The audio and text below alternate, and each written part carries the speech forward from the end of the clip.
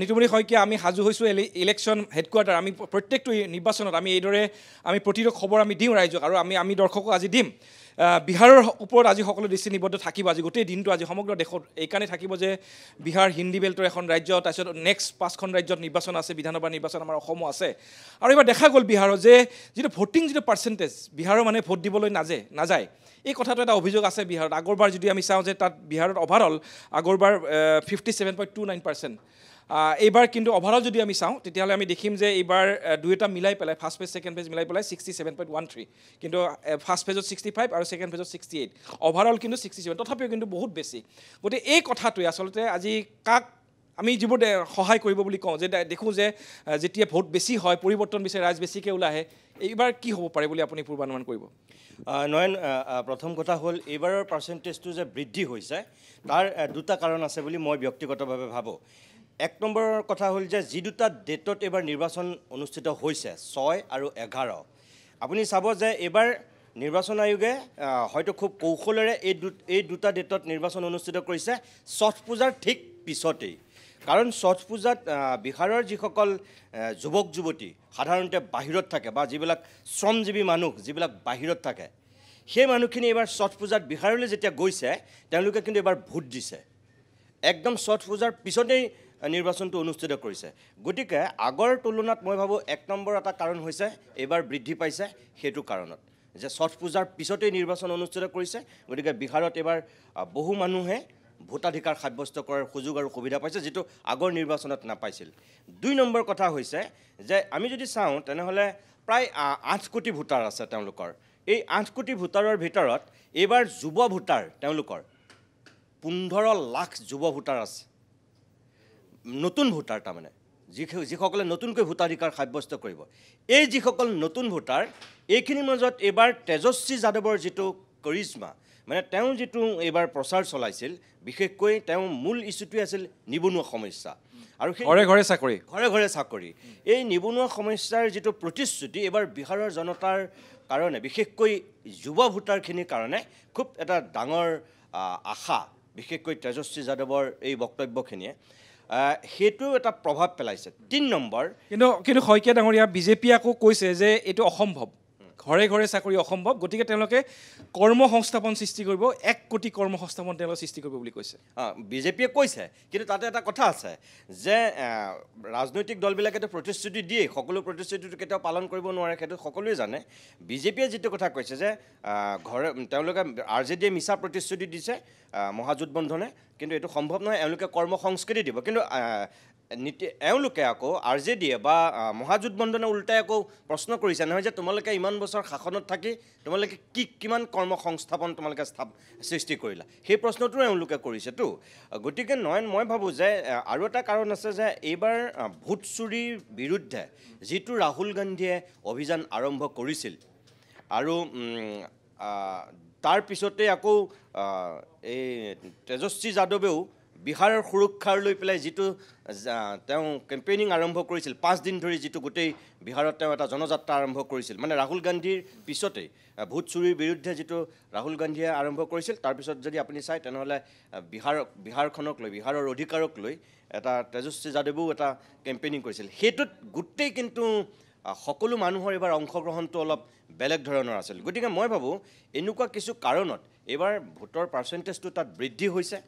আৰু প্ৰতিষ্ঠান বিৰোধী কিছু ঢৌ আছিল তাৰ পিছতো এটা কথা ঠিক যে মাইনৰিটি মানুহৰ মাজত নীতিশ কুমাৰৰ যিটো প্ৰভাৱ যদি সেইটো এবাৰ হিন্দেৰী হৈছে তেতিয়াহে কিন্তু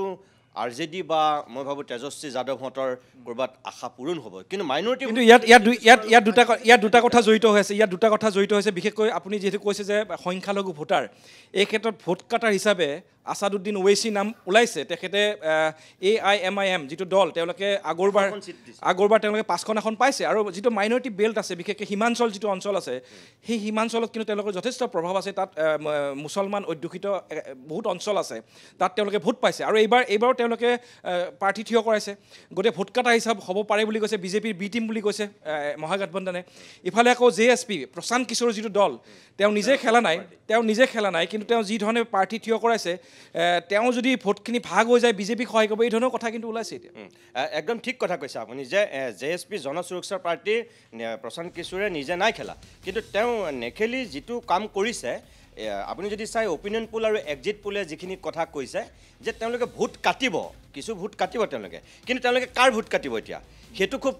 ডাঙৰ কথা হ'ব। যদি সঁচাকৈ নীতিশ কুমাৰৰ দলৰ যদি বিশেষকৈ NDAৰ যদি ভোট কাটিছে তেনেহ'লে NDAৰ কাৰণে লষ্ট হ'ব, আৰু যদি সামগ্ৰিকভাৱে সকলো ছাইডৰ যে NDA আৰু মহাজোঁটবন্ধনৰ যদি কাটিছে তেতিয়াহ'লে সেইটো অলপ এই আজিৰ দিনটোৱে আমি গম পাম যে সঁচাকৈ কাৰ তেওঁলোকে লোকচান কৰিলে। কিন্তু আছাদুদ্দিন ওৱেইছিৰ ক্ষেত্ৰত যিটো কথা তুমি কৈছা সেইটো আমি যদি চাওঁ তেনেহ'লে এইবাৰ অসমৰ যিটো বাংলাদেশীৰ ভোট এইটো কিন্তু লাহে লাহে ভাৰতবৰ্ষৰ বিভিন্ন ৰাজ্যৰ নিৰ্বাচনবিলাকলৈকো বিয়পিছে। যেনে এইবাৰ বিহাৰৰ নিৰ্বাচনত এই অনুপ্ৰৱেশৰ কথাটোৱে বিশেষকৈ বহুত ডাঙৰ ইছ্যু এটা সৃষ্টি কৰিলে। বিশেষকৈ নেপাল আৰু পশ্চিমবংগৰ এই ছাইডটোৰ যিটো উত্তৰ বিহাৰ, এই উত্তৰ বিহাৰৰ যিখিনি মাইনৰিটি মানুহ আছে, এই মাইনৰিটি মানুহখিনি প্ৰায় 50 লাখ মানুহ এই উত্তৰ বিহাৰৰ এই বেলটোত। গতিকে এই মানুহখিনি এইবাৰ কিন্তু আপুনি যদি চাই তেনেহ'লে জান প্ৰাণ দি এইবাৰ ভোট দিবলৈ ওলাই গৈছে। এই বিশেষকৈ অনুপ্ৰৱেশৰ ইছ্যুটো সৃষ্টি হোৱাৰ লগে লগে অমিত শ্বাহৰ পৰা আৰম্ভ কৰি প্ৰধানমন্ত্ৰী নৰেন্দ্ৰ মোদীয়ে তেওঁলোকে কৈছে যে আমি অনুপ্ৰৱেশকাৰীক আমি চৰকাৰ গঠন কৰিব নিদিওঁ, এই ধৰণৰ কথা তেওঁলোকে কৈছেতো। আৰু তেওঁলোকে কৈছে যে মহাগঠবন্ধনৰ যিটো ৰেলী হৈছে এইবোৰ আচলতে অনুপ্ৰৱেশকাৰীক সুৰক্ষা দিয়া ৰেলী বুলি তেওঁলোকে কৈছে। ৰাহুল গান্ধী যিটো SIৰ যিটো অভিযান আছিলে, SIৰ কেন্দ্ৰৰ যিটো তেওঁলোকৰ ৰাজনৈতিক যিটো অভিযান আছিলে, সেই অভিযানটোক তেওঁলোকে অনুপ্ৰৱেশৰ সৈতে তুলনা কৰিছিল। আৰু আমি যিহেতু JSPৰ কথা পাতি আছিলোঁ, প্ৰশান্ত কিশোৰ, তেখেতে বহুতে ভাবিছিল যে এইবাৰ প্ৰশান্ত কিশোৰ তেওঁ বহুত ভালকৈ তেওঁ বিহাৰত এইবাৰ অৱতীৰ্ণ হ'ব। আৰু আমি যদি অভাৰঅল চাওঁ তেওঁলোকৰ যি ৰাজনৈতিক যিটো তেওঁলোকৰ দৃষ্টিভংগী, ছ'চিয়েলিজিমৰ কথা তেওঁলোকে কৈছে, গান্ধীবাদৰ কথা কৈছে। 2024 যেতিয়া তেওঁলোকৰ জন্ম হৈছিল তেতিয়া তেওঁলোকে মহাত্মা গান্ধীয়ে য'ৰ পৰা সত্যাগ্ৰহৰ এই অনুষ্ঠানবোৰ আৰম্ভ কৰিছিল তাৰ পৰা তেওঁলোকে আৰম্ভ কৰিছিল। গতিকে সকলোৱে আশা কৰিছিল যে নতুন প্ৰজন্মক আগবাঢ়ি আছে, তেওঁলোকে শিক্ষিত মানুহক তেওঁলোকে দিছে এইবাৰ টিকট। কিন্তু এক্সিট পলত কিন্তু এটা বৰ ছিগনিফিকেণ্ট কথা আহিছে। এক্সিট পলত কৈছে যে JSPয়ে 9.7% ভোট শ্বেয়াৰ পাব পাৰে। এই কথাটো কিন্তু খুব ছিগনিফিকেণ্ট আজি বিহাৰৰ কাৰণে, যে 9.7 যিটো পাৰ্চেণ্টেজ, এইটো হৈছে কি বিহাৰত যেতিয়া 2020 চনত যেতিয়া নিৰ্বাচন হৈছিলে তেতিয়া কংগ্ৰেছৰ যিটো ভোট শ্বেয়াৰ আছিলে সেইটো হৈছে 9.67, অৰ্থাৎ কংগ্ৰেছতকৈ এইবাৰ 1% বেছি দিছে তেওঁলোকক। গতিকে এই কথাটো খুব ছিগনিফিকেণ্ট কথা বিহাৰৰ ক্ষেত্ৰত। একেটা সময়তে নহয়, এইটো কথাও কিন্তু এক্সিট পোলে কৈছে আকৌ যে কংগ্ৰেছৰ ভোট পাৰ্চেণ্টেজ এইবাৰ কিন্তু আগতকৈ বৃদ্ধি পাব, সেইটোও কৈছে। কিন্তু আপুনি যিটো কথা কৈছে যে 9.6%,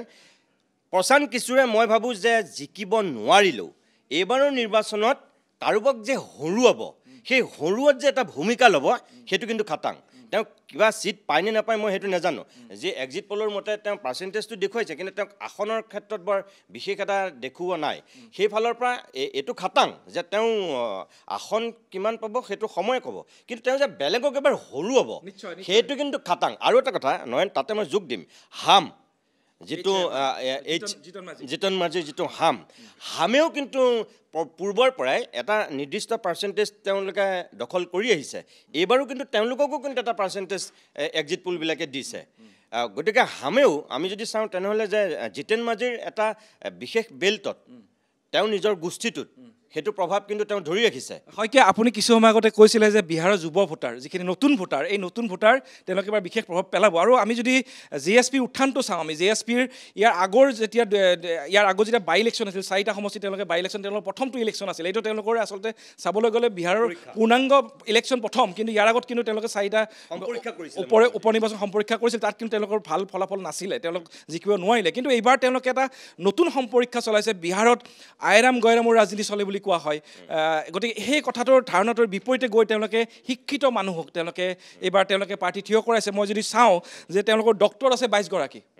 আৰু এগ্ৰিকালচাৰ যিসকল কৃষিৰ লগত জড়িত গৌৰৱেৰে তেওঁলোকে এফিডেভিটত কৈছে যে মই কৃষক, এই ধৰণৰ কথা আছে। 8 গৰাকী দিছে। ইয়াৰ বিপৰীতে পষ্ট গ্ৰেজুৱেট আছে 55। গতিকে এই কথাটোৱে যুৱ প্ৰজন্মক যদি ভোটাৰখিনিত সেইফালে যায় তেওঁলোকে হয় NDA নহয় গঠবন্ধন বিপদত পৰিব পাৰে কোনোবা দল এটা। কিন্তু মই সেইটোকে ক'লোঁ যে নিশ্চিতভাৱে এটা বিপদত পৰিব। তেওঁলোক জিকিবনে নিজিকে মই নাজানো, মই আগতেও কৈছোঁ, কিন্তু তেওঁলোকে যে এবাৰ হৰুৱাব সেইটো খাটাং। কিন্তু তাৰ লগতে নহয়, এইটো কথাও ক'ব লাগিব, সেই একেখিনি যুৱ ভোটাৰ কিন্তু ভাগ হ'ব। কাৰণ নীতিশ কুমাৰে যিখিনি কাম প্ৰতিশ্ৰুতি দিছিল ইয়াৰ পূৰ্বে, সেইখিনি তেওঁ এটা পৰ্যায়লৈকে পাৰিলে, বাকীখিনি নোৱাৰিলে। তাত এটা প্ৰতিষ্ঠান বিৰোধী ঢৌ আছে। গতিকে সেই ভোটখিনি কিন্তু এইবাৰ RJDৰ লালু প্ৰসাদৰ ফেমিলিৰ মাজত সংঘাত হৈছে সেইটো বেলেগ কথা মানে আৰ জে ডিৰ দলীয় বিশৃংখলতা কিছু সৃষ্টি হৈছে সেইটোও সঁচা কথা কিন্তু তাৰ পিছতো একাংশ যুৱ ভোটাৰ কিন্তু আপুনি যদি চায় তেনেহ'লে আমি দেখিম যে আৰ জে ডিৰ প্ৰতি আকৰ্ষিত হৈছে বিশেষকৈ তেজস্বী যাদৱৰ যিটো নেতৃত্ব সেই নেতৃত্বৰ প্ৰতি আকৰ্ষিত হৈছে যদি সেইসকল বিবেকবান ভোটাৰে যদি ধৰি লৈ যে ভোটটো আমাৰ ডিভিজন হ'ব প্ৰশান্ত কিশোৰক দিয়াৰ লগে লগে এন ডি এৰহে সুযোগ আহি যাব বা সুবিধা হৈ যাব যে গতিকে আমি ভোটটো অথলে যোৱাতকৈ যদি আমি তেজস্বী যাদৱৰ পক্ষতে যদি আমি ভোটটো দিওঁ তেতিয়াহ'লে কিন্তু আপুনি চাব প্ৰশান্ত কিশোৰে আমি ভবাতকৈ কম অলপ হয়তো ভোট পাব মই শেষত নিতুমণি শইকীয়া আমিতো পাতি থাকিম গোটেই দিনটো শেষত মই আপোনাৰ পৰা আমাৰ অন্য সতীৰ্থসকলৰ ওচৰত আমি যাম কিন্তু মই শেষত আপোনাৰ পৰা জানিব খুজিছোঁ যে নীতিশ কুমাৰক এৰিব নোৱাৰি ধৰিব নোৱাৰে নীতিশ কুমাৰ এনেকুৱা এটা ৰাজনৈতিক এগৰাকী ব্যক্তি কোনফালে কেতিয়া তেওঁ যায় কোনো ধৰিব নোৱাৰে ইয়াৰ আগত আমি দেখিছোঁ 2015 2020 2022 এফালে যদি মহাগঠবন্ধন এফালে আকৌ এন ডি এ এই ধৰণৰ এটা পৰিৱেশত তেওঁ আছে যদিওবা তেওঁক সুশাসন বাবু বুলিও কোৱা হয় এন ডি এৰ ফালৰ পৰা কিন্তু এইবাৰ তেওঁক কিন্তু বিৰোধীয়ে পাল্টুৰাম বুলিও কয় গতিকে এইবাৰ কিন্তু বহুতে কৈছে যে কিবা কাৰণত যদি আকৌ তেওঁ আসন কম পায় চিফ মিনিষ্টাৰ হৈছে কিন্তু তেওঁ এইবাৰ আসন কম পাইছিলে আগৰবাৰ ইয়াৰ আগৰবাৰ আসন কম পাইছিল তথাপিও চিফ মিনিষ্টাৰ তেওঁ আৰ জে ডিৰ তেখেতক চিফ মিনিষ্টাৰ পাতিছে বিজেপিও পাতিছে এইবাৰ নীতিশ কুমাৰ দশমবাৰৰ বাবে মুখ্যমন্ত্ৰী হোৱাৰ তেওঁ আশা পালি আছে গতিকে এইবাৰ নীতিশ কুমাৰৰ ওপৰত কিন্তু চৰ্চা সকলোৰে আছে এইবাৰ নহয় মই এটা কথা কওঁ যে বিৰোধীয়ে যে তেওঁক পাল্টুৰাম বুলি কয় সেইটো কথা নহয় এন ডি এ নিজে তেওঁক পাল্টুৰাম বুলি কৈ থৈছে আনকি নৰেন্দ্ৰ মোদী আৰু অমিত শ্বাহে এটা সময়ত তেওঁক পাল্টুৰাম বুলি তেওঁলোকে কৈ থৈছিল গতিকে সেই পাল্টুৰামক লগত লৈ এন ডি এ কিন্তু চৰকাৰ চলাবলগীয়া হৈছে তুমি যিটো কথা কৈছা আমি যদি চাওঁ যোৱাবাৰৰ নিৰ্বাচনত আৰ জে ডি সংখ্যা মানে সংখ্যাৰ ফালৰ পৰা 1 নম্বৰত আৰ জে ডি আছিল দ্বিতীয় পজিশ্যনত বিজেপি আছিল তৃতীয় স্থানত নীতিশ কুমাৰৰ জে ডি ইউ আছিল যোৱাবাৰে যে জে ডি ইউৰ তৃতীয় স্থান পাইছিল সেইটো নহয় ইয়াৰ আগৰ নিৰ্বাচনটোলৈও যদি চাওঁ আমি তেতিয়াও দেখিম সেইবাৰো তেওঁ থাৰ্ড পজিশ্যনত থাকি তেওঁ মুখ্যমন্ত্ৰী হৈ আছে 9 বাৰৰ মুখ্যমন্ত্ৰী হৈছে আৰু বিহাৰৰ ৰাজনীতিত সৰ্বাধিক সময় মুখ্যমন্ত্ৰী হোৱাৰ